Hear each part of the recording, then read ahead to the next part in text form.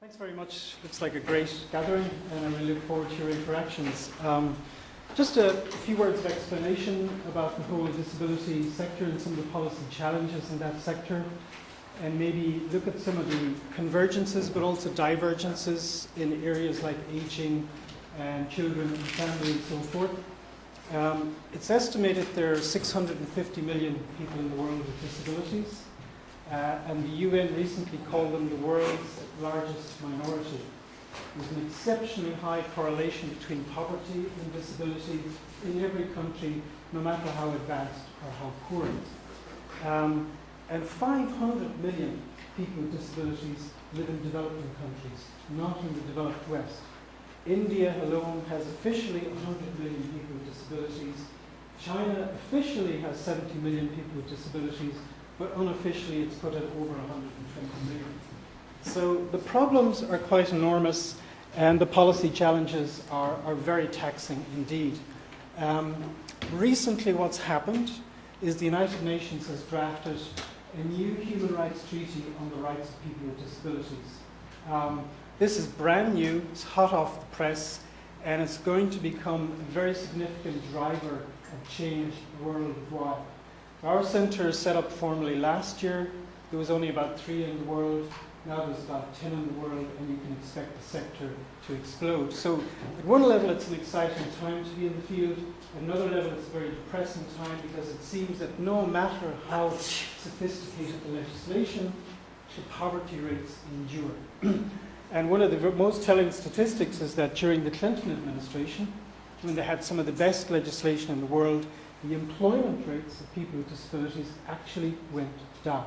Even when the economy was expanding very significantly and millions of jobs were being created, the employment rate actually went down.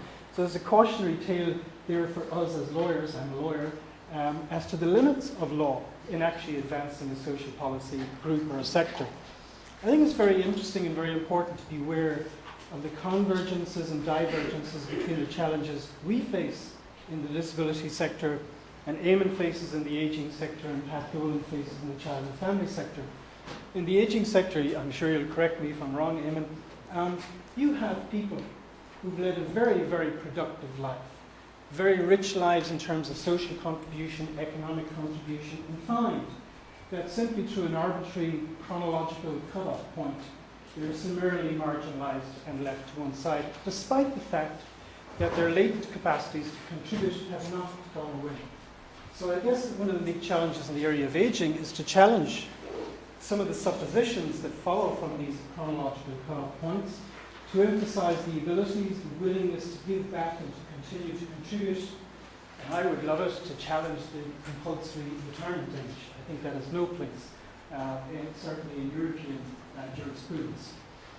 And similarly, the challenge with respect to children is to find a way of nurturing and protecting them. Protection, of course, has been conspicuous by its absence over the last few decades in this country. To nurture in the sense of investing in their latent capacities, to develop, to grow, evolve, and contribute economically and socially and otherwise. And also to empower them to give voice back to children and to allow them to exert their own preferences over their own destinies. Disability is a bit different, and it's a bit different even in the word disability, because with respect to elderly people, we presume they have the capacity to actually engage, but it's simply arbitrary policy programs that have locked that off. With respect to children, we know they have evolving capacities, and we know that it's right to invest in them, but even the term disability locks that off. It suggests that here are people who lack what the economists might call use function. They are not capable of actually contributing to the productive economy, or they lack the capacity to enrich our democratic life or our social life. So we have a lot of challenges in the disability sector, and they stem right from the beginning, from the very term itself. And I guess to make it crunch it down to very simple propositions, there are two drivers of change in the disability sector.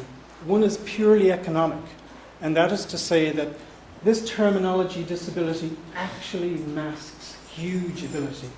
Imagine if Franklin Delano Roosevelt was denied the presidency because he had polio. Imagine if Hawkins was denied his chair in Cambridge simply because he couldn't communicate and therefore couldn't produce these impenetrable books on the planets that my kids are reading. And imagine if Winston Churchill were excluded from Cambridge simply because he had periodic depression and so forth. So one of the drivers for change is purely economic, that all of these suppositions about disability mask real possibilities, mask real latent talent. So therefore one of our challenges is to peel away all of the arbitrary barriers so that people can become productive citizens notwithstanding their disability. Overall levels of economic activity can increase, and lo and behold, Brian Linehan would love this, there's more tax take for the revenue commissioners. The other driver for change is a purely moral driver for change, not just an economic driver for change, which is that notwithstanding the economic gains of dissolving away these suppositions, that is simply the right thing to do. Citizenship, equal citizenship, impels us toward dissolve these impediments in any event. Of course, in my darker moments, I question whether the primary ethic of citizenship, namely equality, is actually a legacy value of this jurisdiction. I don't think so, but that's purely a personal view, and maybe we'll return to that later.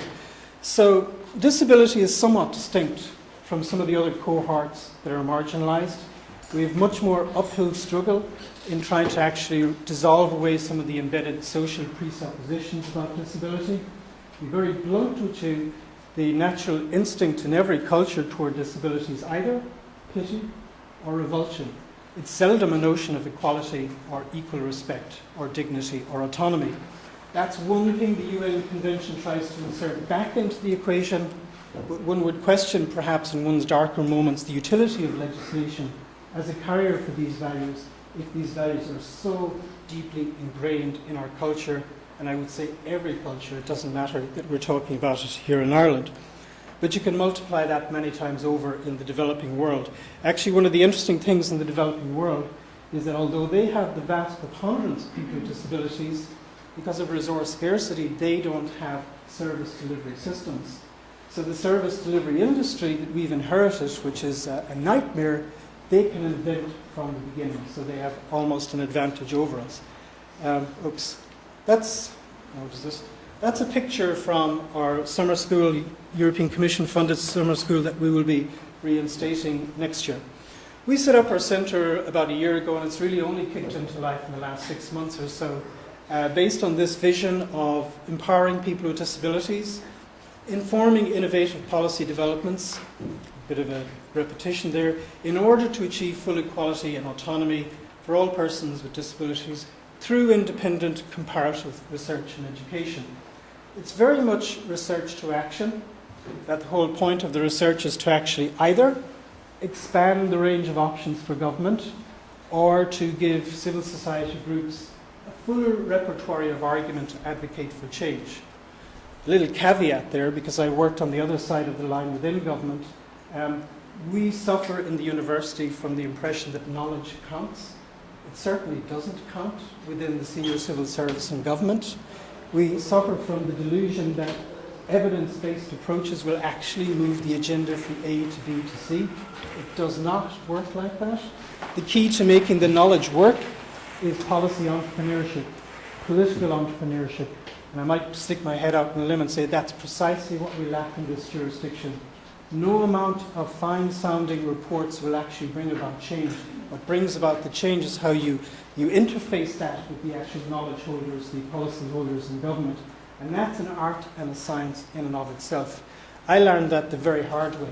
I sat on the Government Commission for Inquiry into Disability in the 1990s. We produced a very elegant tome, and then naively we sat back thinking, well, that's it then, things are going to change. Nothing could be further from the truth. And this is why we try to insert in what we're doing an element of policy entrepreneurship, trying to impart not just knowledge, but also skills about how to use that knowledge, because actually that's where it's at. I'll just fly through this and leave it open to a bit of discussion. Tell you a little bit about our thinking, why we decided to cluster around and generate this dedicated Centre on Disability Law and Policy. Tell you a little bit about the staff mixture, who we have and who we aim to recruit. Tell you a little about some of the core research, because our major funders want us to produce 2 core pieces of research that in their own way are calibrated to influence policy over the next 5 to 10 years.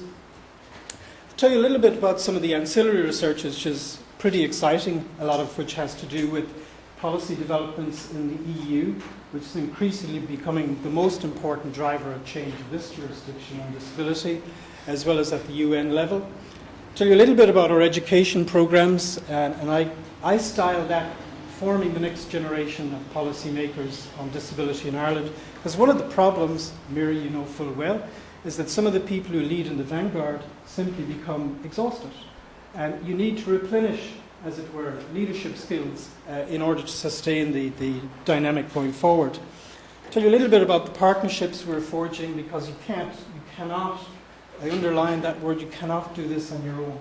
You have to form a web of international networks to try and tap into the very best thinking on how to dissolve some of these policy challenges. For example, we're facing into very severe cutbacks in the disability sector. Now, you or I can probably take the hit, but for people with disabilities, it means a loss of dignity and a loss of autonomy and a loss of connectedness. And there doesn't seem to be an answer to this. Well, one of the things we're looking at is innovative fiscal solutions. For example, there's a bill going through Congress at the moment, I told James this already, whereby you can, let's say, kids in their 40s and 50s with intellectual disabilities are facing the prospect that their parents in their 70s or 80s are about to pass on. So what this does is it allows a trust fund to be set up for that kid. No upper limit, several $1 million could be the upper limit. I don't think there is an upper limit. And third parties, including a corporation down the road, or a trucking firm down the road, or a shop, sweet shop down the road, can invest into it tax-free and gain maximum tax advantages. The Treasury takes a hit up front in the sense that it foregoes certain revenue streams, but long-term the Treasury benefits because it does not have to invest in very expensive institutions and other welfare programs wrapped around that. So there are solutions that are currently unresearched in this jurisdiction and that might help us at least alleviate some of the problems being faced in the recession. And we're tapping into some of our international networks to give us the knowledge about those. And lastly, I'll give you a sense of some of the challenges and the opportunities. The context, the policy space that we inhabit is quite important. The government has announced a national disability strategy. Okay, if I'm honest, and pushed into a corner, I have to admit it's a back of an envelope job. They did a very, very good strategy in the mental health field, really well thought through, consulted all of the way with an excellent internal monitoring process. And compared to that, the National Disability Strategy is basically a dog's dinner. Okay?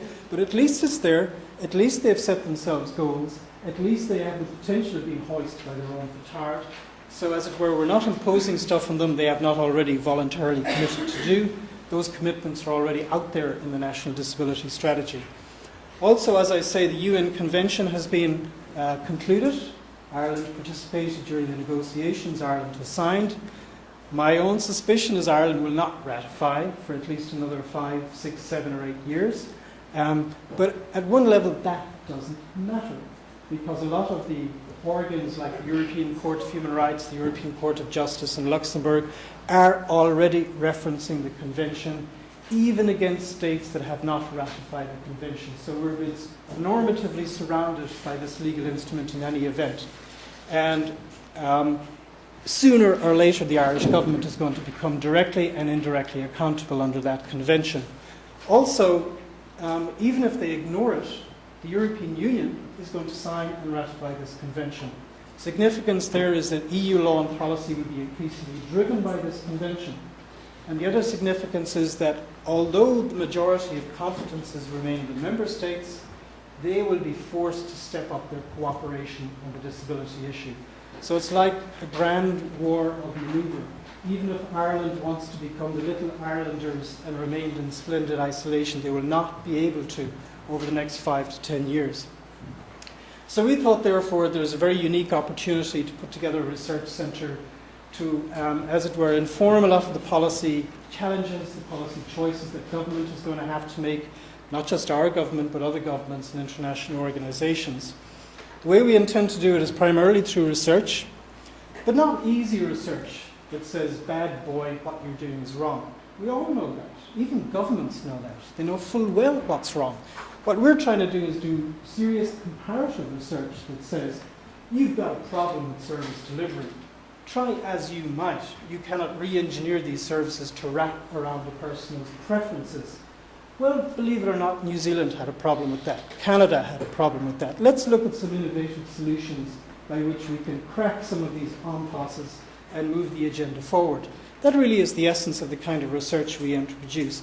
Not the easy stuff, saying what's wrong, but the hard stuff in sticking your neck out and saying, here are a range of solutions that might work in this jurisdiction. I think that's actually the best value of research. Second thing is we're, as I say, preparing our education program and also preparing our outreach program, which I'll talk about momentarily, and positioning ourselves to network with other centres worldwide, as there are very few of them, but they are emerging quite rapidly. The latest one to emerge is in Cape Town in South Africa, which I believe is modelled on ours. I'll find out later this year because I'm going down there. Staffing, just to give you a sense of the profile, and this is very much early days, and these are our beginnings. I'm directing it.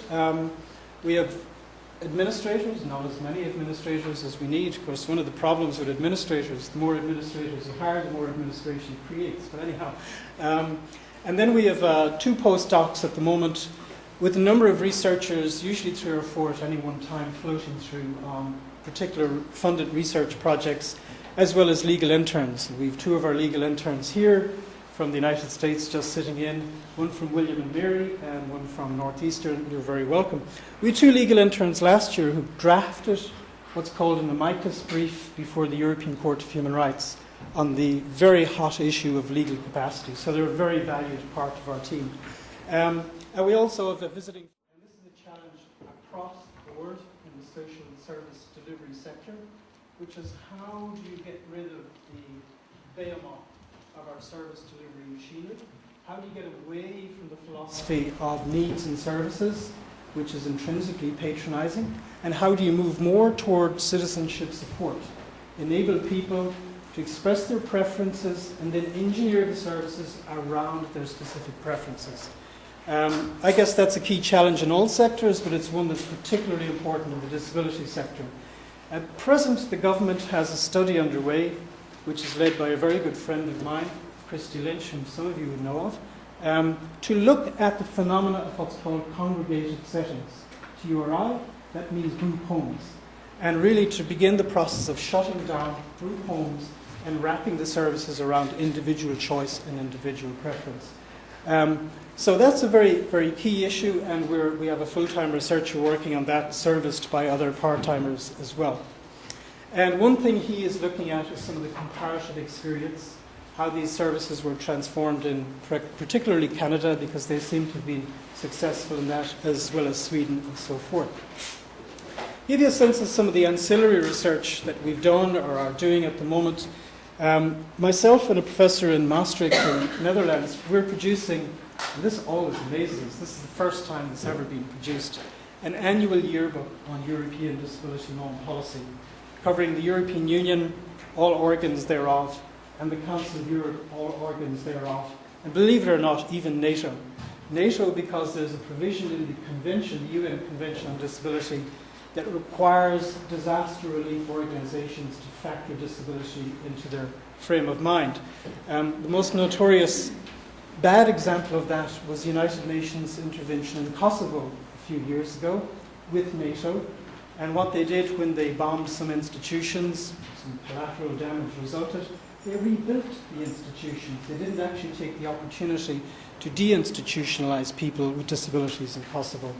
So that's ongoing. We're also doing a lot of work with the European Commission. At the moment, I'm co-directing a big project mapping the UN Treaty on Disability onto EU law. Bear in mind now, that's going to be your way of wiring around some of the awkward problems, some of the impasses in the Dublin government. Once you actually get the EU ratifying the convention, we are in a much qualitatively better space than actually simply relying on nation states. We did a large project last year on e-accessibility. I don't know if anybody is involved in ICT and social policy.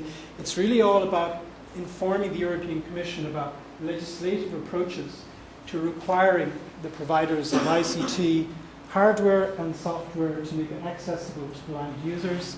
And the Commission is inching toward a legislative proposal in this field, which I think is quite significant, and many, many others.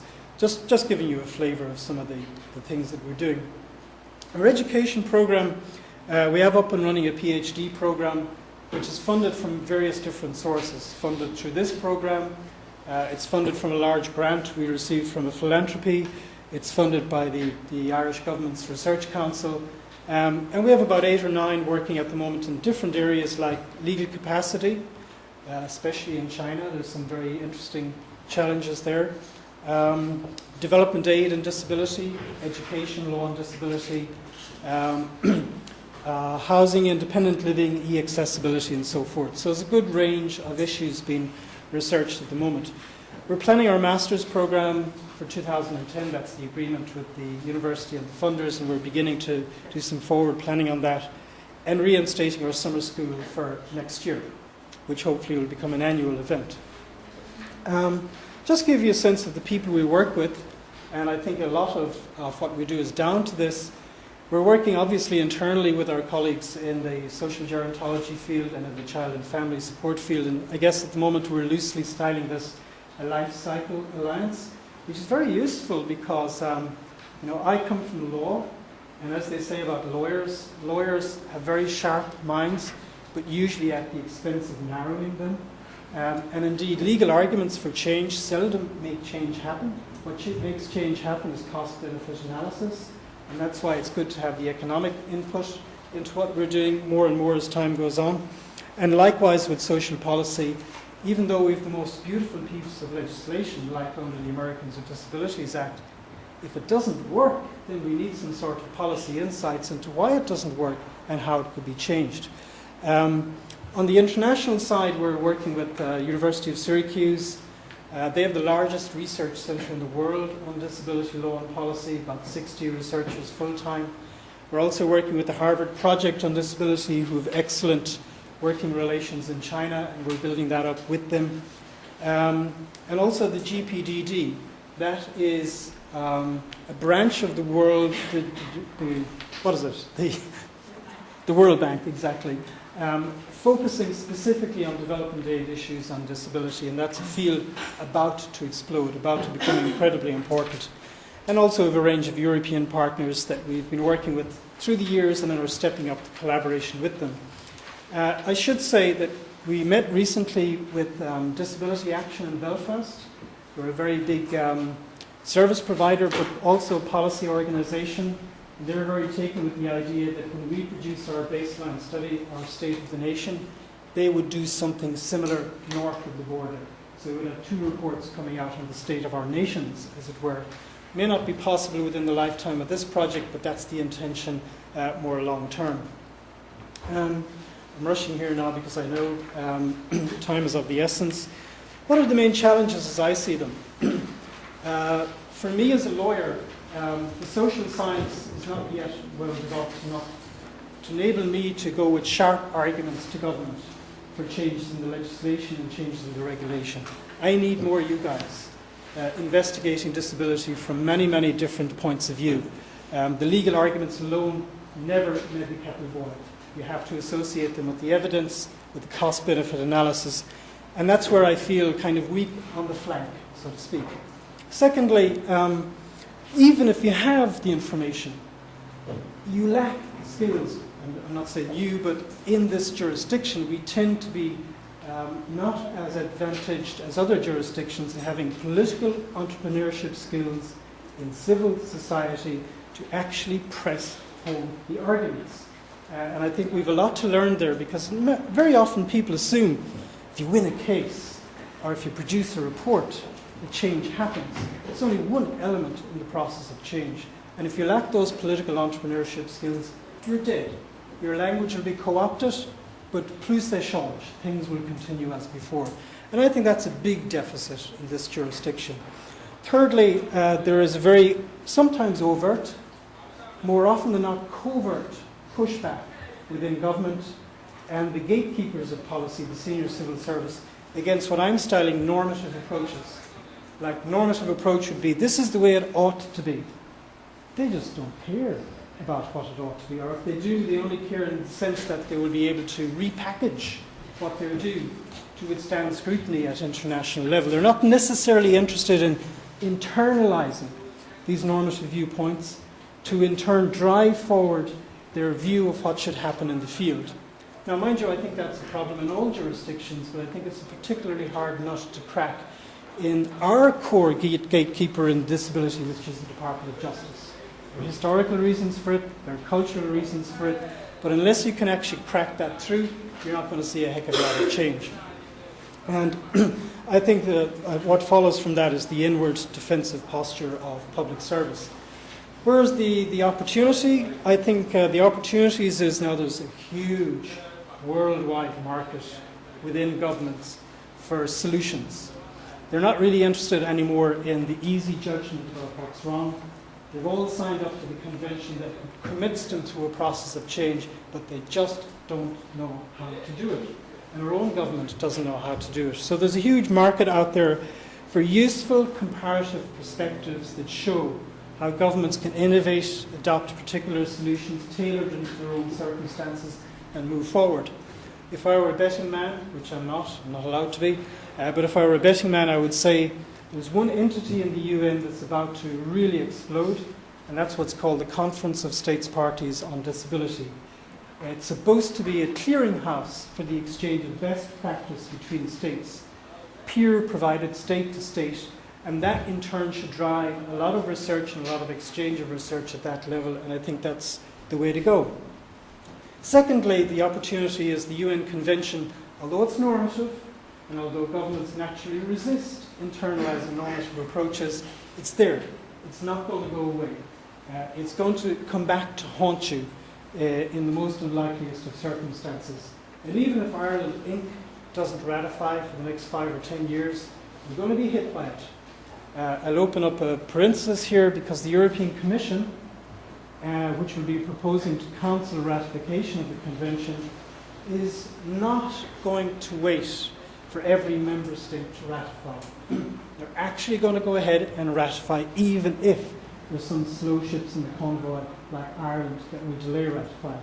So we're going to be hit by this sooner or later, and the government, I think, is backpedaling quite a bit at the moment on the convention. So the EU factor is big, but it's about to become much, much bigger. Thank you for voting for Lisbon too, by the way, which actually is significant in the disability context because it makes it easier for the Commission to propose legislation to the Council, since the requirement for unanimity will no longer be there.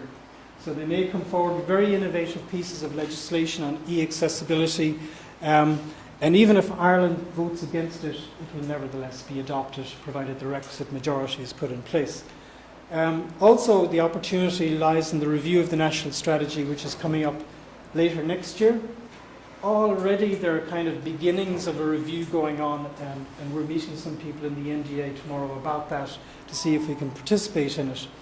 And last but not least, it will have escaped no one's attention that there has been for decades, a vital need for public sector reform in this country, which to me means two things. It means the culture of the policy-making apparatus has to change, but it also means that the service delivery sector has to change as well. Now watch this space, because the language will all be about rationalisation of the sector, which is fair enough. But the danger, the hidden danger, is that that is simply a smokescreen to allow one or two powerful entities to grab market share and then dominate the market in the future ahead. So expect some interesting debate in the next 3 or 4 years about the interface between competition law and also the need to rationalise the public sector service. So that's a very much whistle-stop tour of our sector. We only got launched in April of this year, and this is a picture of some of those who were involved in the launch. Right there behind Maurice Manning, the Chancellor of our glorious university, is Eric Zhang, who leads the Chinese government delegation in the UN on disability. with whom we're doing a lot of interacting at the moment. But some of the problems in China are not unlike some of the problems we're facing in this jurisdiction. So let me shut up there. I know I continue to waffle on and throw it open to you. Thanks very much for your indulgence and patience.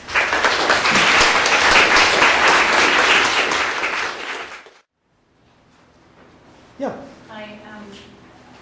I was just wondering that I thought this morning's session was very interesting from the point of view of who policy makes. I thought you were opening the door of where does policy sit? Where in the context of who makes policy, at what level does policy making come in? Right. And we were talking about national disability strategy being perhaps a platform from which policy emerges as well. I'm also just wondering about the difference between the national and the local, because clearly the national disability strategy is implemented also at a local level, and yet you also speak about Europe as a driver, and the UN in particular as a driver for policy into the future. So I'm just wondering what your thoughts are about where policy sits, and what are your views on that in terms of different levels of policy making, and where policy comes from. And so, I know it's a very big question, but I suppose in the context of the national disability strategy more specifically, that is implemented with that there is local disability plans at the local level as well at the county level. I'm just wondering about that siting of policy making. Never quite thought of it like that. Where does policy sit? I suppose in this jurisdiction, for historical reasons, I don't quite get this, okay? But the vast majority of disability policy have been driven from the healthcare sector and community support. Now, note how that simply perpetuates stereotypes about disability. Number one, you're sick, or if you're not, there's a suspicion you might be. And number two, you're in need of community support, which is actually quite patronising in many instances. In the UK, for example, all of these services have been torn apart from the NHS, and they're now delivered completely separately, precisely to meet some of the... Don't ask me if it works better, I don't know if it does. But in this jurisdiction, it's largely been dominated by health. And then laterally, over the last 10 or 12 years, the Department of Justice has stepped in, partly because some of the real innovations in the 1990s, by the way, Ireland won the FDR Prize for Disability in 1999 because of the quality of the legislation in the 90s. Justice Department took a lead on that, and then when things appeared to go a bit haywire in 2001, 2002, Justice re-emerged to actually close down a lot of policy debate, which I think is very short-term and short-sighted. I'm not sure I'm answering your question because it's more about the interaction of local and national, is it? Yeah, it is really. It just seems to me that policy making, in the broader context, has become very confused in terms of where it sits. Oh, not on disability. No. There's a hard iron claw sitting on top of disability policy in this country, really centralising all of the ideas. If you're very cynical about it, which I sometimes are, but mostly I'm not. I'm an optimist by nature. You would say the government has, or views itself as having, one sole trusted supplier of ideas and policy, and that's the National Disability Authority.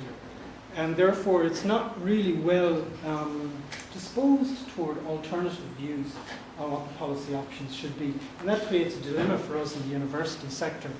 So maybe disability is a little bit different to other areas because they've deliberately actually closed it down and centralised it over the last few years.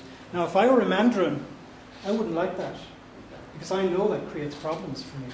I know that I want fresh inputs.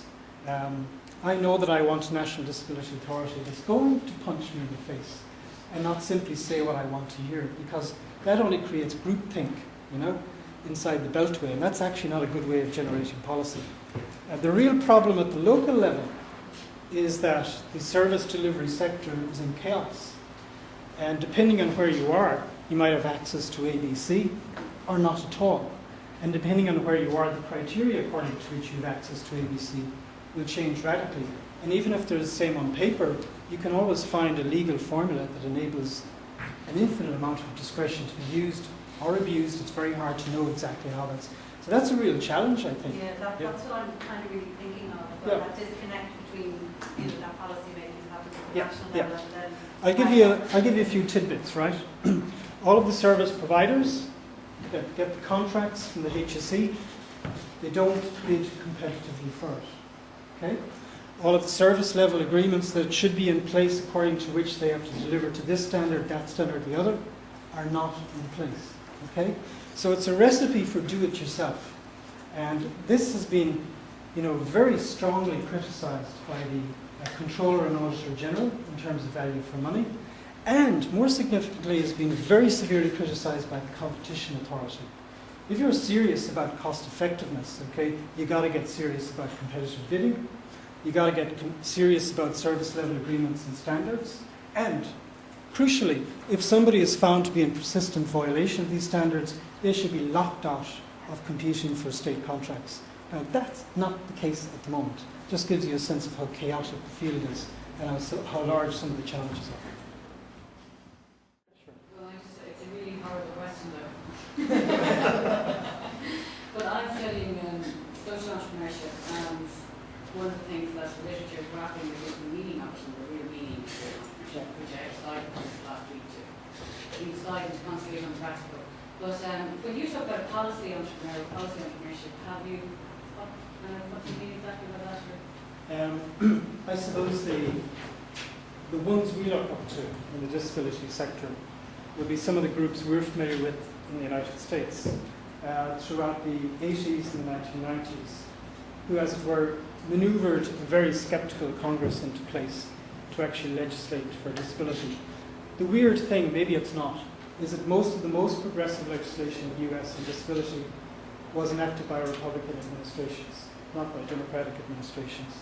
And a lot of that had to do with how they manipulated, policy entrepreneurs manipulated notions of service and honour, because of course a large amount of the people with disabilities who were advocating for war-returned veterans from Vietnam and places like that. A lot of Republicans or veterans of Vietnam, like Bob Dole was a key supporter. Also, they developed very sophisticated strategies in how, when it's okay to push and hit hard, and then when it's okay to pull back and then just provide soft research that in turn informs the actual agenda. Very famous example of Patricia Wright, she's known as General Wright in the US and one of the big NGOs, who did two things. First of all, when one of the major federal agencies had the power to issue regulations, I think it was on housing and disability, but declined to exercise the power, she just organised disabled groups to park on his driveway until such time as his wife grew so frustrated with him that she hit him over the head and demanded that the regulations would be enacted. And she also played a very interesting role during the enactment of the ADA, the Americans with Disabilities Act, because they invaded part of Congress, early 90s, you couldn't do it now, okay? And the Speaker of the House basically came down and said, these are crazy people. And she said, yeah, they are actually crazy people, but you know what, if you just give them this crumb or that crumb, you might be able to buy them off kind of thing. So she opened the chink to make the space, and it worked quite beautifully. And then through time, some of the very skeptical members on the Republican side actually got it, so to speak. But one of the problems, though, with the Americans with Disabilities Act is this. I said at the outset there's two drivers of change. There's a purely economic driver of change, and then there's the moral driver of change, the citizenship argument. There's a big debate about this. Arguably, one of the mistakes the policy entrepreneurs made was to talk up too much the economic rationale for change. And therefore, when certain very controversial decisions came to the US Supreme Court, the US Supreme Court simply said to itself, we will interpret the legislation expansively if we see there's a net economic gain. We will interpret it narrowly if we don't see any economic gain. So the logic came back and hit them in the face. But that was actually the only way they could actually get it through at the time, market the legislation. We just don't have that here. I mean, Mary, do you want to speak to that? Because Mary led one of the major NGOs in this country on disability. Yeah, well, I suppose that one of the big issues facing disability in Ireland is the patriarchal charity approach. I think that's just not generally around disability issues. I think they're kind of, standing to development aid and other approaches. I think that was probably the biggest challenge that the disability community had in terms of trying to argue for a rights-based approach to disability legislation. But at the time of, because the organisation I worked with, we were a part of the consultative group that consulted on the legislation, and we were facing, it became very polarised with the debate to the extent that rights-based approach meant open the floodgates, and you had the Department of Justice which literally just shut themselves off from any discussion around even what that could actually look like in practice. You know, there is a difference, you know, rights-based approach, transparency, accountability, and as Professor Quinn said, there isn't any of that at the moment in the disability sector in Ireland. So that would have even been a useful development within the legislation if that was something that's successful to do. So I think, you know, our approach around issues of difference is very much, we don't come from a civil rights perspective. You know, we really don't. We come from a kind of, let's see how much we can try and persuade. Maybe it's kind of the local politics coming in here, you know, kind of slapping back at the TD to say, well, what can we do? Clientelism, I think, probably is a big challenge in that sense.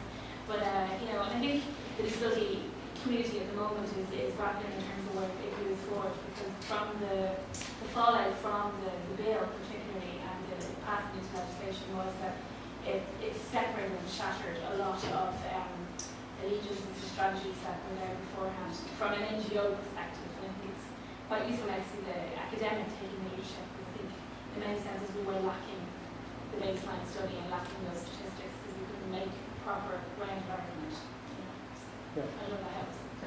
So it's really an innovation in civil action or innovation in civil society as a structure. We've had it, but we haven't had sustainable political skills to turn that to good account. And once we head up against an obstacle, we're automatically outgunned. And there isn't really an equality of arms that could be there if this political entrepreneurship were developed to a more sophisticated degree. And that's why I feel, you know, I'm kind of perpetuating the mistake of the Enlightenment, which is that knowledge counts. It doesn't. It's how people like Mary use it in the process. That's what counts. This unusual baseline study, how does that relate to the Commission report from the 1990s? I thought they had a kind of a go at doing that as well. They did,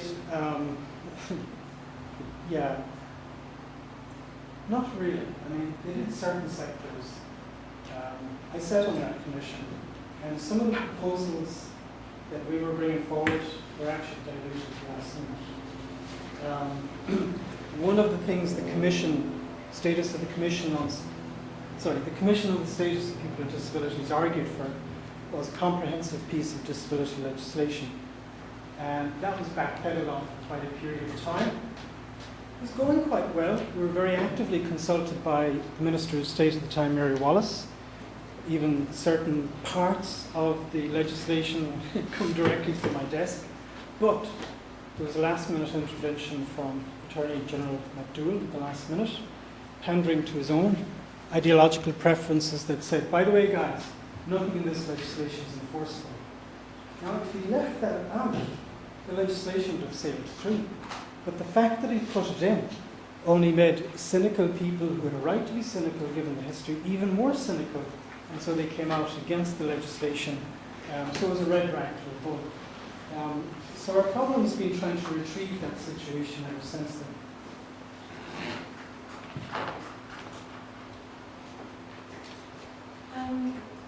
You mentioned just around disability community. Yeah. So they're the ones that, like, essentially all the parties represent, they just don't want to forget it.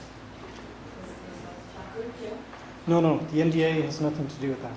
Oh, okay. Well, Yeah. so just wondering, like, was there any disabilities that was gone back my hands, but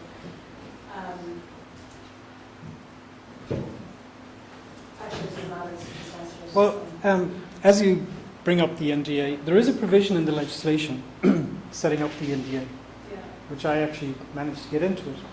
which is that if a service delivery organisation has been in persistent pattern of failure to meet minimum standards, then the NDA can recommend to the government that it be discontinued from, the opportunity of bidding for fresh contracts. Now, the reason the weasel words were put in is they weren't sure whether they had sufficient ability, legal ability, to actually do that. I think they do, but that's me as a lawyer. Another thing we lack in this jurisdiction is what the Americans call an Office of Federal Contract Compliance that routinely scrutinizes contractual holders to ensure that they are actually meeting the standards, and if not, automatically cut off from any fiscal relationship with the government. We argued for that, but that wasn't created. Another innovative way of getting at these things is through public procurement law, what Chris McCrudden calls purchasing social justice. That is to say, if you can't directly maneuver people to do what's right, well, then you can use the purchasing power of the state to say, well, if you want a contract from us, you're going to have to make sure you're meeting these higher standards. And if you don't, you're going to be denied the opportunity to contract with us, or perhaps even locked out for a period of time because of persistent violation. That's not in place in Ireland, and that should be in place in Ireland. So therefore, that allows this chaos to continue in the service provision area, which, you know, just as taxpayers, you should be outraged at, as well as citizens. I'll stop you there, because we're just running tight for time, so yeah. But thanks very much.